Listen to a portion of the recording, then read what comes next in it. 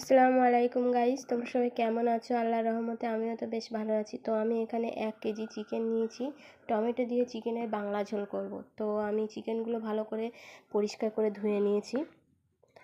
এদিকে আমি চিকেনে আলু দেবো বলে আলুগুলো ভাজা করে নিচ্ছি।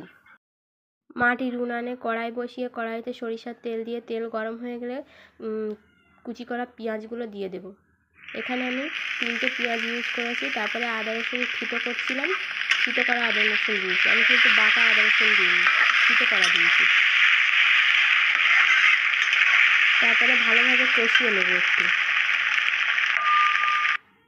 তারপরে টমেটো কেটে রেখেছিলাম এখানে আমি 2টো টমেটো ইউজ করেছি। তোমরা চাইলে 3টে বা 4টে ইউজ করতে পারো। আমি 2টো টমেটো, আমার টমেটোগুলো বেশ বড় বড় ছিল, তো ক্যামেরা একটু অল্প লাগছে, কিন্তু না, 2টো টমেটো বড় বড়ই ছিল।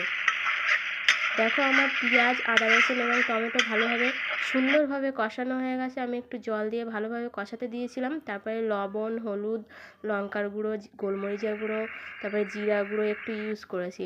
আমি এখানে লঙ্কা গুঁড়ো কিন্তু কেনা ইউজ করিনি, আমাদের শুকনো লঙ্কা কিনে নিয়ে আসে, আমরা বাড়িতে ভালোভাবে গুঁড়ো করে নিই মিক্সচারে।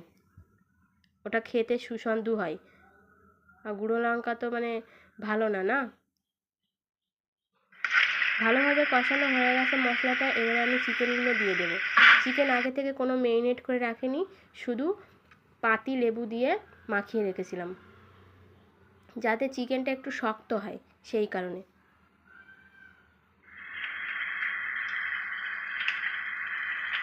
এইভাবে ভালোভাবে কষাতে থাকবো, একটু নাড়াচাড়া করব যাতে নিচেই ধরা না লেগে যায়, সেই জন্য, উড়ে না যায়। দেখো প্রায় কিছুটা হয়ে আসছে, 30% হয়ে গেছে। চিকেনগুলো আবার ভালোভাবে কষে নেব। দেখো তোমরা দেখতেই পাচ্ছ অনেকটাই হয়ে এসছে। ভালোভাবে কষাতে হবে এই টমেটো দিয়ে চিকেনের বাংলা ঝোলে। দেখতে পাচ্ছ কালারটাও কত সুন্দর হয়েছে। একটু জল দিয়েছি, আমি কিন্তু এখানে গরম জল ইউজ করছি, কোনো মতে ঠান্ডা জল ইউজ করা যাবে না, নইলে টেস্ট হবে না। তারপরে যে আলুগুলো ভেজে রেখেছিলাম সেগুলো দিয়ে দিয়েছি, দিয়ে আবার একটু গরম জল দিয়ে এবার ভালো করে ফোটাবো, যাতে আলুটা সিদ্ধ হয়ে যায় ভালোভাবে। চিকেনটা অনেকটাই প্রায় হয়ে আসছে, দেখো কি সুন্দর বলকও চলে আসছে। তৈরি হয়ে গেল চিকেন। গরম গরম সাদা ভাতের সঙ্গে পরিবেশন করুন দুপুরে। ভালো লাগলে ইউটিউব থেকে দেখলে সাবস্ক্রাইব করো, প্লিজ লাইক করো, কমেন্ট করো, শেয়ার করো, ফেসবুক থেকে দেখলে ফলো করো। আল্লাহ হাফেজ।